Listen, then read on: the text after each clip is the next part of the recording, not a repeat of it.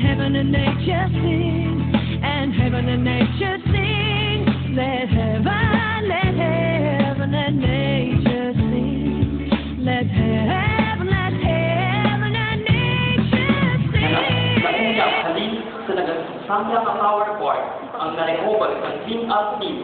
Duro ang naapektuhan ng Jan Oil ang mga barangay ng Butuman, Tansa-Estancia, pati ang Ipalasego Salong, Kagbanban sa Batas.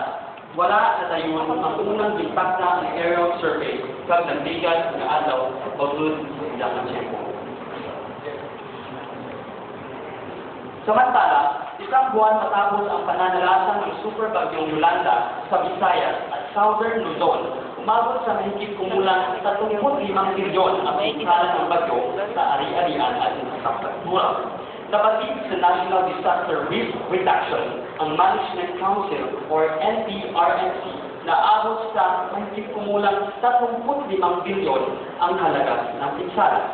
Anila, kabilang ang mahigit kumulang 17 bilyon sa agrikultura. Ayon sa NDRMC, ang mga karagdagang pinsala ay kasama sa mahigit kumulang 7 bilyon kabilang ang mga pananim na bigas at mais. Nanatili pa rin ang kabilang sa nasawi sa mahigit 5,000 habang 20,000 ang nasugatan at 1,000 ang nawala pa rin. Naapektuhan ng Yolanda ang mahigit kumulang 2 milyong pamilya o 2 milyong katao sa 12,000 barangay sa 4 na lalawigan habang lumikas ay mahigit kumulang 8 na pamilya o 3 mahigit kumulang 4 milyong katao. At mahigit 20,000 pamilya o 100 pamilya na kataong lumigas ay tumutuloy sa 300 evacuation center.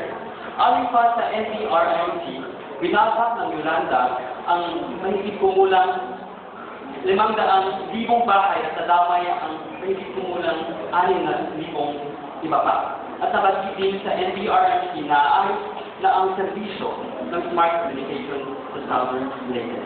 Meanwhile, the Philippine National Police, or PNP, has warned all its personal signs in the areas severely hit by the Typhoon Yolanda last month against posing for selfie pictures that show devastation on the background, citing insensitivity and ethical conduct of such move or cause. In a memorandum issued by the PNP Directorate for Police Community Relations, or DPCR, all policemen were also prohibited from uploading all selfie pictures on the social media accounts of policemen, particularly Facebook, Twitter, and Instagram. Please be guided that all PNP personnel are prohibited from taking selfie photos in typhoon-stricken areas, particularly in late summer and some parts of the Visayas. The memo signed by Police Director Lina Sarmiento, head of DPCR Carib. The so-called selfie does not contribute to ease the damage brought about the Typhoon Yolanda. Such act is not in accordance with the protocols of police officers who are on tour of duty in Aden. I am your newscaster, Jeremy Ansopeda, reporting.